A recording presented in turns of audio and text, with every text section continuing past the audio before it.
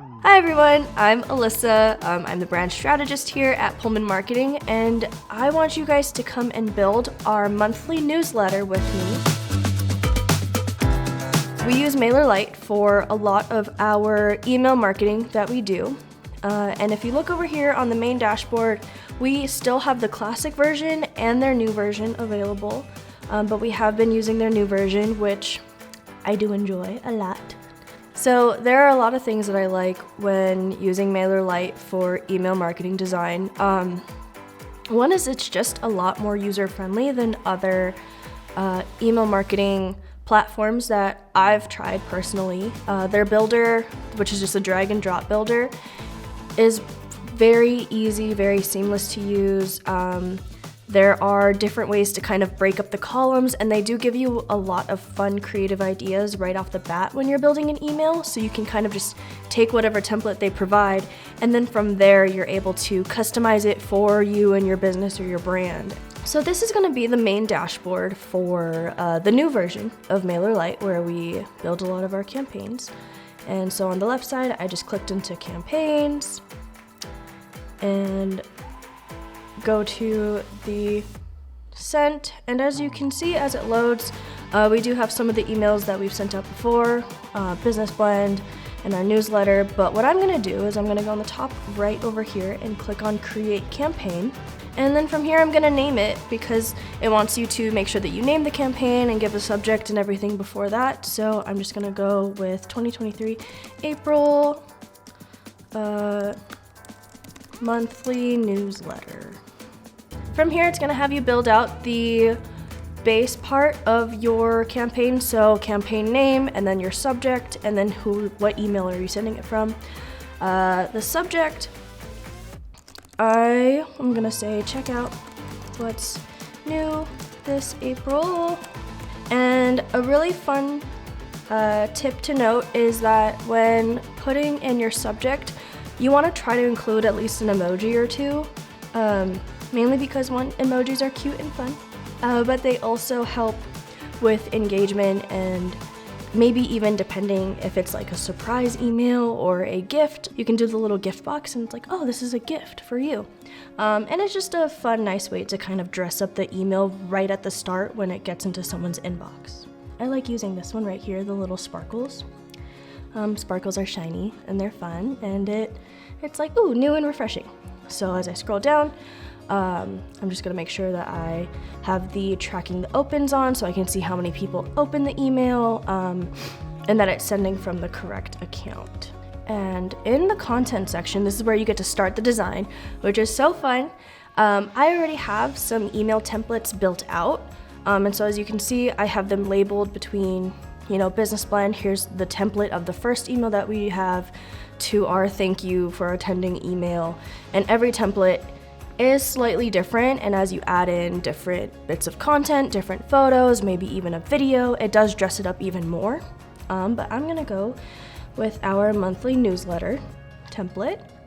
When it comes to designing the email, you can have your base template, but then to add in a little extra flair, maybe some other, fun design elements, you can create them in things like Photoshop, Canva. We use Affinity Photo or Affinity Design, and you can kind of build them in that and do that base design and then insert it as an image and then put your text over, and it can take your email design and your overall email from, I would say, looking really nice to just outstanding and beautiful and wonderful. All right, so we are now in the builder part of the March-April newsletter.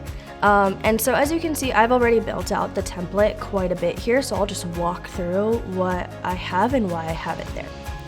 So up on top, we have our logo, and then we have the email type that it's going to be. So sometimes this will say monthly newsletter, sometimes it'll say business blend, or really whatever event and whatever the main point of this email is. And I did that by grabbing one of the blocks on the left-hand side, and so I used the logo and title block, and I'll just show you how I did that really quick. So when you click into the block, you have the option to change out the image, So if I go here and you go to browse, then it brings up my whole image gallery. Then you can also change the header over here on the side. It should pop up in the builder, and then you can just kind of see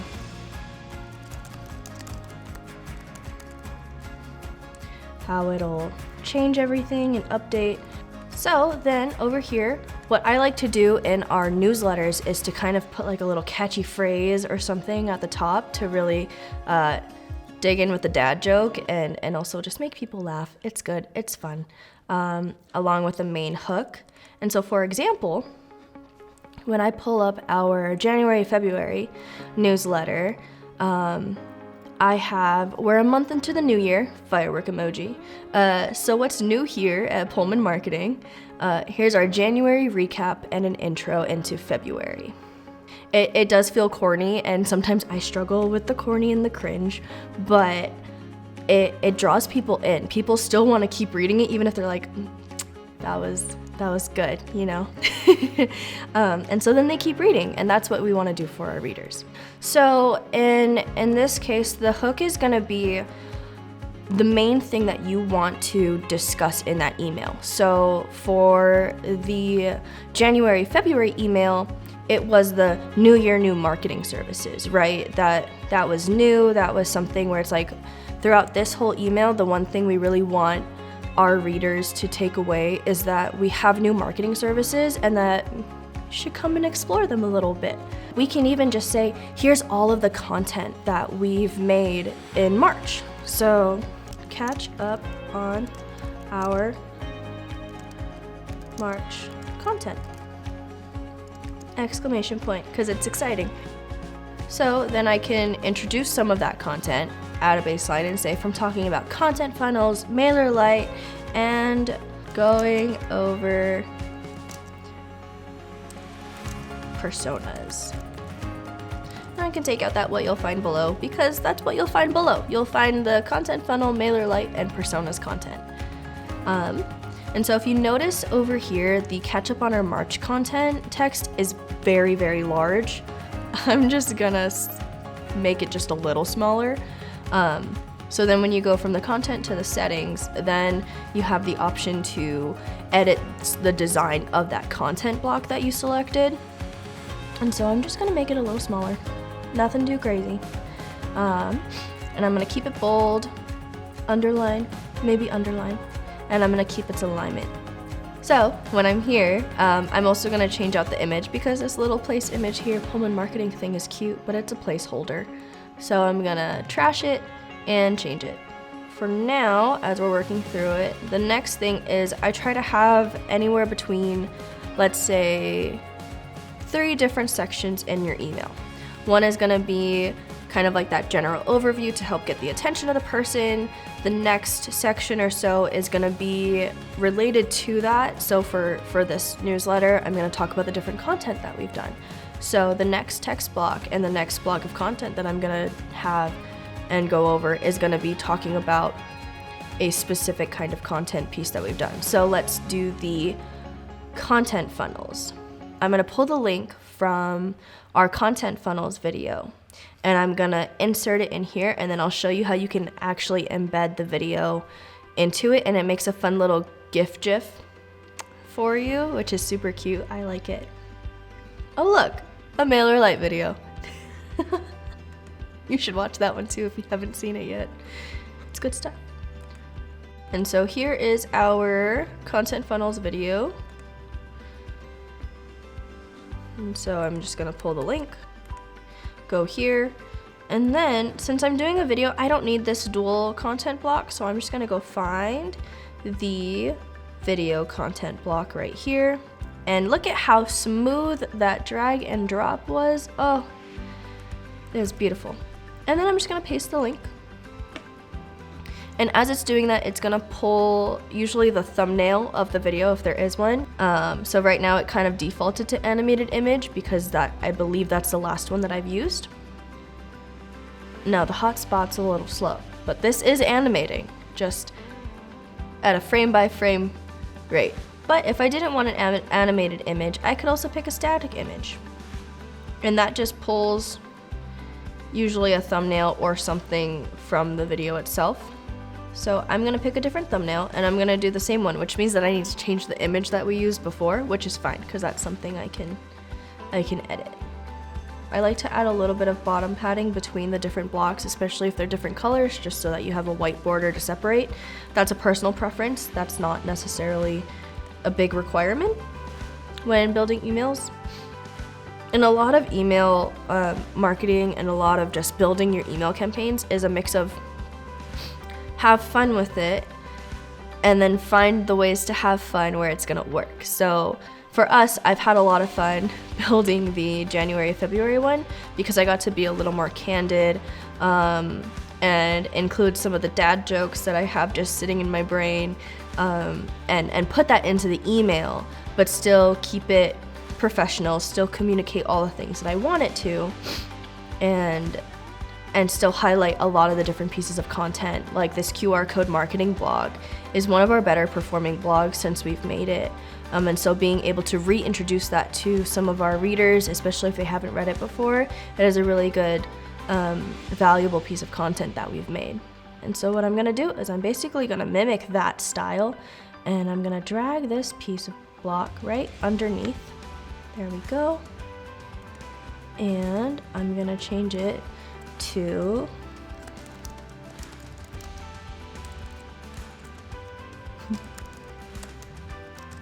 content funnels with Adam. And this is left aligned. Since it's a little more of a heading that's related to the video, I'm gonna center it. And then I'm gonna make the text a little smaller so it all fits on one line. So by using different colors for these different content blocks, it helps break up the email to help draw the reader's eye back in. A lot of times, especially with longer emails, it's hard to keep that person's attention and keep them engaged in the email. So as you're building it, keep that in mind. And by being able to section it off, not only can they find like, oh, okay, they have March content. Okay, well, here's a bit of content. That's cool. Nah, blog. I don't want to read a blog. Nah, social media updates. I follow them already, which you should too. I don't need to get any of those updates. Oh, reviews and testimonials. Oh, scheduling a meeting. Yeah, I probably should schedule a meeting with them because I have some questions about my brand, about my social media, about my website. So let me go here. And having those blocks helps break up that person's reading so that they do get drawn to the things that they are the most interested in. And so as I continue building out this email, I'm gonna scroll through the different content blocks that we have, and I'm gonna pull this text block and just set it right under there, and go ahead and look at the description that we have for this. And we have, in this workshop, Adam walks through an example of customer funnel and how to use these funnels to bolster business success. Say that 5 times fast because I know I can't. I just copied and pasted the whole thing. I'm gonna switch it up a little bit so it's not an exact copy paste. Part of what I did was just undo because I accidentally deleted a lot more than I need to, and I love MailerLite because they can undo it, and the undo actions are actually all right here. And so if there was a specific thing that I wanted to undo, I could find it and undo it here, and then it has it kind of backlogged and saved, which is amazing because then you're not constantly undoing until you get back to the point that you want it to be. You're only undoing the thing that you want to undo specifically, so it's really cool. So part of the reason why I changed up the text between the YouTube description that we have and what you're gonna see in the email is because I want to make this email seem tailored to you as a reader, as a viewer. And so what I'm gonna do is, instead of doing a broad so that everyone and so that we and everything here and there, I want to make sure that this is a video that's gonna be relevant for you, the reader. And so being able to do that, I can say, hey, watch this video to see Adam walk through an example of a customer funnel and how you, I'm gonna add in the word how, and how you can use these funnels to help bolster your business's success. Sometimes people don't always want to read things if it doesn't exactly pertain to them. And so by being able to keep the text relevant, but also make it more tailored to them, not only will they feel special when reading it, but then they'll also be like, okay, yeah, I guess, do I need to look at my content funnels again? Well, what are content funnels even about? Sometimes people like to read that a little more than something a little more general. But the fun part is a lot of this is going to be trial and error. So sometimes I could be wrong, and there have been times where I've looked at how emails have performed and I've had to edit them and change them up a bit. But this is something that I have noticed has worked. And so I want to try to keep up with that and make sure that all of our readers feel like everything that we're providing them is meant for them and not just meant for anyone. Outside of it not having a color, which I'm okay with, because if I keep this, then you have enough of that bright color right there. I'm gonna leave this here, but I'm gonna add a little more padding on the bottom to help separate the next section. And so here I have a potential article or blog. And so this is where I would go to our website and I would pull either another top performing blog or one of our more recent ones. I typically don't add in too much for the blog because I don't want to give everything away, right? I want people to want to read the blog from the email. And so instead, what I'll do, and I'll show you over here, is I'll say, hey, are you looking for a quick read? Because this particular blog was actually like, I believe a 3 to 5 minute read in total. And so then I just did the blog title and then the subheader for it, which was the top seven best practices and ways to use it when it came to QR code marketing. And then I just linked it directly to the blog. I don't want to give away all 7 best practices in this section of the email because one, that'll just make the email no longer feel like a short newsletter and instead will make it feel like a novel. And I don't want people to feel like they have to read the whole thing. I'd rather, if you're interested, go from the email to the blog and read it there.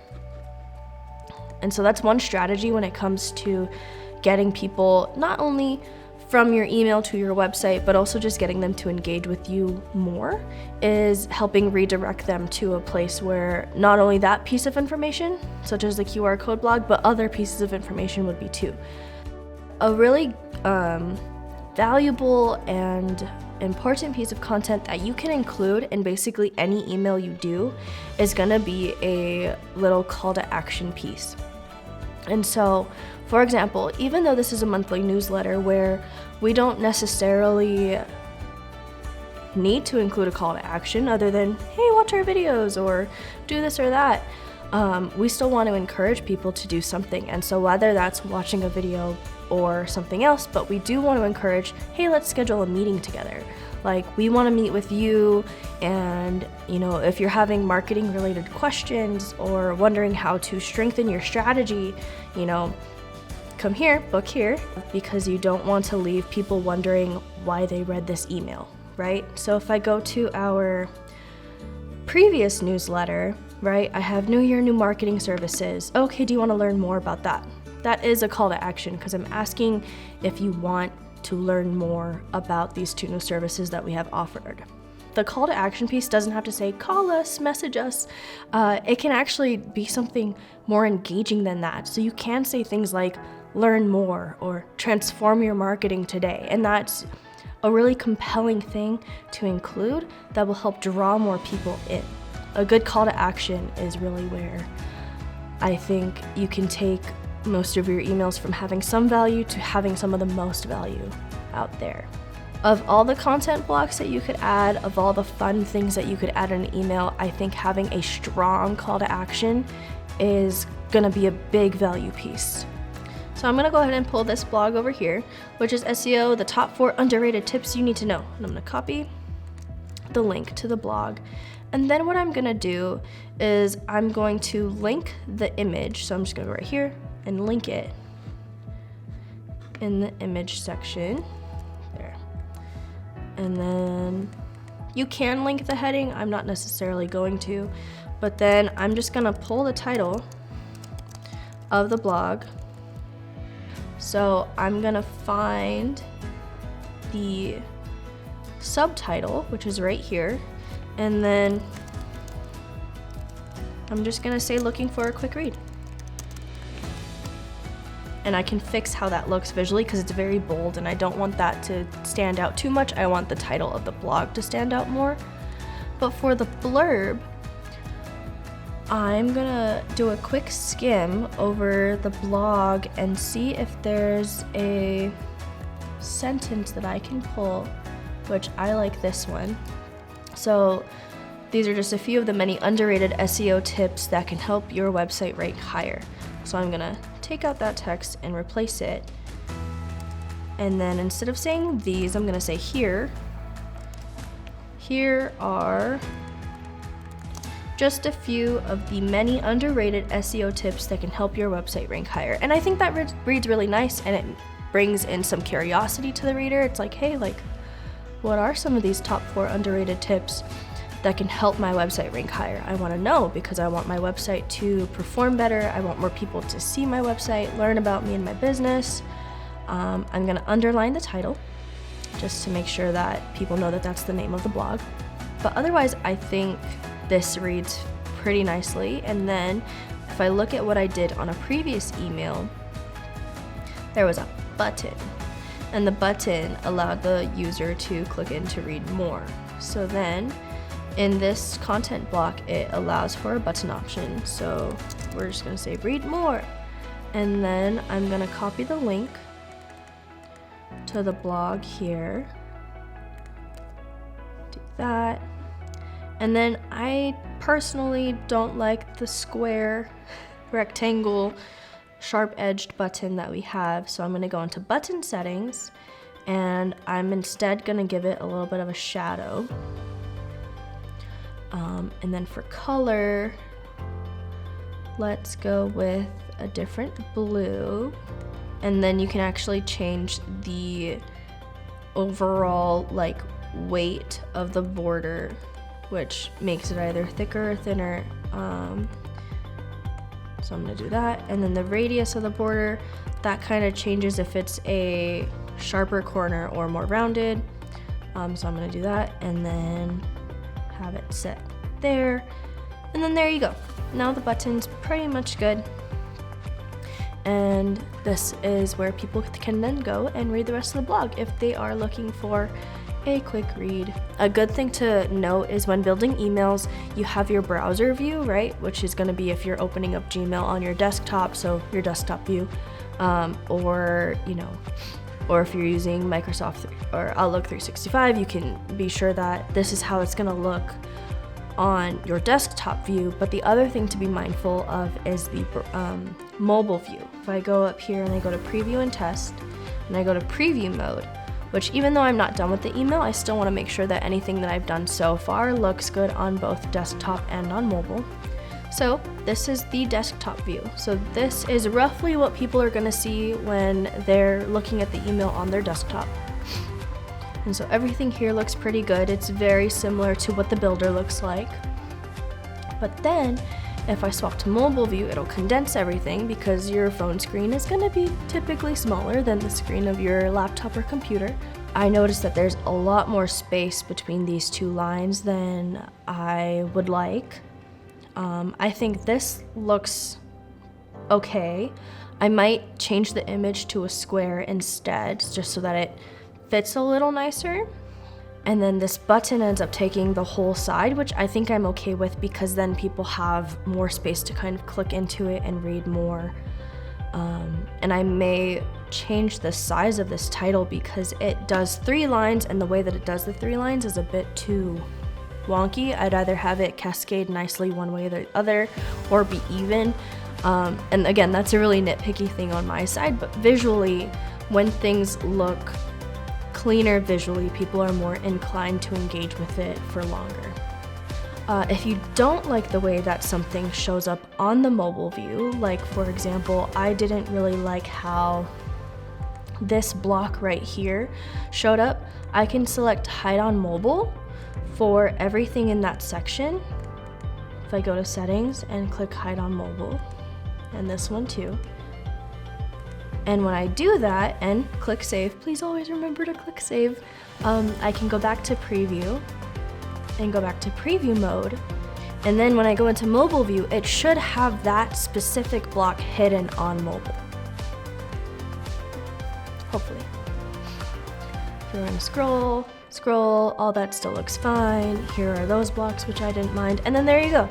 Those 3 blocks were in between there, but now I know that I need to add a little bit of padding between these 2 blocks to help space out those sections a bit more. But with that being said, I'm gonna go ahead and finish out the rest of this email, add in some more, some other images, fill out these content blocks a bit, and kind of see what else I can do to help dress up this newsletter.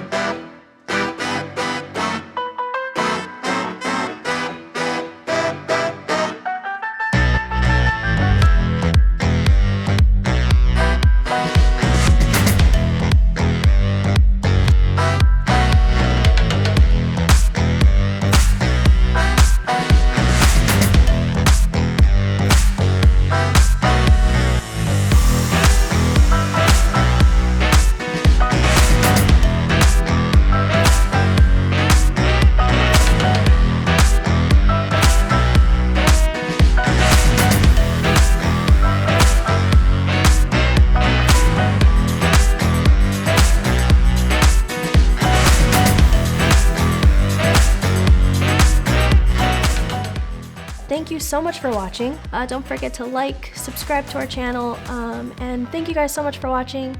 And okay, peace out.